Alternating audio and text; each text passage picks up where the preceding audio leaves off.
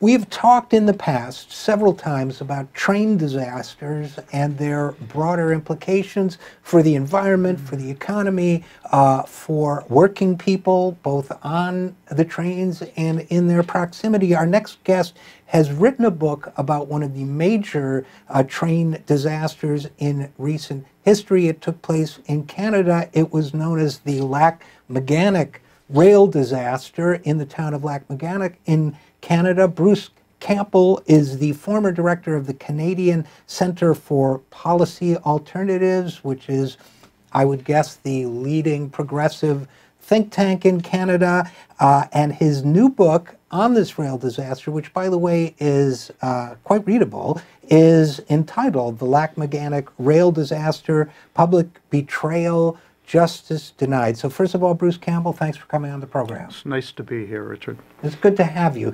And let me start with this. What drew you to this topic as the subject for a full-length book? Yeah, I'm not a railroader, but I've been in the policy business for most of my career. And when it happened, I watched on TV. And on YouTube, like millions of other people. And what I noticed right away was there was a real blame game going on. And it ended up that everyone was blaming the last person in the chain, the locomotive engineer. And I thought, they've all got their vested interests. I'm independent. I can look at this from that vantage point. And that's when I started. And then shortly after, I discovered that my work colleague lost 3 members of her extended family.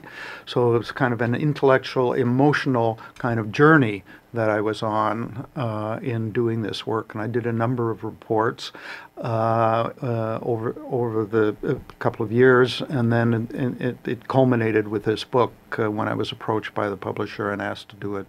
Now, Lac-Mégantic, this disaster, 47 people died, is that correct? 47 people died. It was the largest land-based oil spill in North American history. And it eviscerated the town center, and as you say, it incinerated 47 people.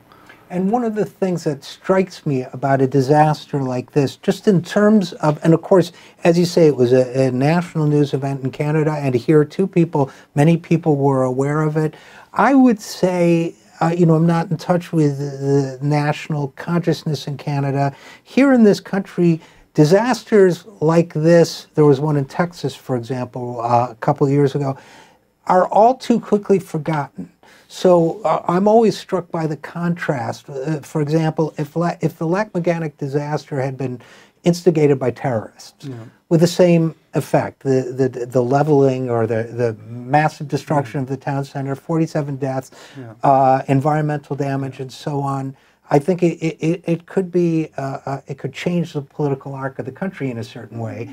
And yet it seems, I don't know how it played out in Canada, but it seems as if people just carry on business as usual afterwards. Yeah, well, I mean, you're correct. I mean, there is a tendency for the incident to fade, for memories to fade. I mean, this is a story of regulatory failure and corporate negligence, and both the regulator and the corporations who bear responsibility. I mean, there was there was corporate criminality involved, but they had an interest. I mean, you can imagine when this happens, this massive breach of the government's primary obligation for the safety of its citizen, and the people that were partying in that nightclub, at 1 o'clock in the morning, they assumed that their best interest was taken care of, and it wasn't, and it was a huge shock.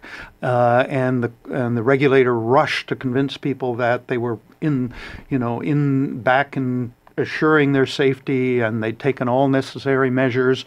The corporations, of course, were doing the same thing. It was a situation where you basically had a weak and dysfunctional regulator and a very powerful corporation corporate sector, both the oil industry and the rail industry, and it was their corporate negligence that was primarily responsible in coordination with the regulator. So when it happened, the corporations. I mean, you had, of course, you had one of the ingredients in this disaster, besides the trajectory of deregulation, privatization, and austerity, is you had this boom in oil by rail that was reaching its peak in 2012, 2013, and it was oil from the Bakken Shale region of North Dakota, right, and this highly volatile product, right? And both the companies were. I mean, it's a very integrated industry, ownership, the routes, and so forth. And so Canadian Pacific, that was hauling this oil for most of the way, was U.S. owned. Basically, it was a hedge fund that was controlling it, and they brought in this guy Hunter Harrison, who was a hardliner and anti-union, highly kind of razor focused on profit, who was hauling it, and then he subcontracted to another kind of a clone, a guy named Ed Burkhart, who was running something called Montreal, Maine and Atlantic, to haul the oil through the Quebec region from Montreal into Maine and then up to the east coast of New Brunswick, and that's where it happened. I could continue. No. I think what you're telling me basically is confirming my initial sense that. We think in this country, for example, we think of Canada as more progressive, a little more, we tend to think of it a little more enlightened. But one of the things that struck me about this story as you tell it is that the sort of nexus of forces involved is very similar to what we see here, where first of all, the fact that citizens assume that their government is looking out for them in cases like this, but that relationship of trust gets compromised. The fact that corporations, I think the level of cost cutting and profit seeking that corporations engage in, I think startles people sometimes when there is an explosion, when there is a catastrophic disaster. And I think one of the other dimensions I was curious about with this story is that, for example, we've had railroad engineers on the program talking about how in the United States, some of these trains with environmentally hazardous cargo and so on, the railroads are pushing to have no more than one individual operate the train. The argument is made that it's an entirely digital electronic process now, that we can trust the machines. So in effect, the citizens are being told you can trust the computers, you can trust the corporations, you can trust the government, there's nothing to worry about, but then in the blink of an eye, their town can be devastated. Yeah, and that story of how this delinquent railway got permission from the regulator to run those massive oil trains with a single operator is a scandal in itself, and it was, the rail lobby in Canada, but working in tandem with its counterpart, the AAR, in the U.S. And they first, by this time, in the years preceding, they basically got into a situation of where it was company self-regulation, which is an oxymoron. But the regulator had become so dysfunctional. They were writing the rules, and they actually changed the rule. They provided a loophole because no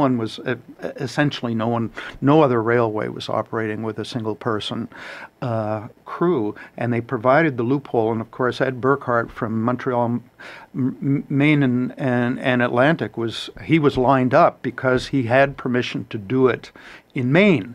So he wanted to have it in Quebec. He tried to do it in Wisconsin, and they denied him.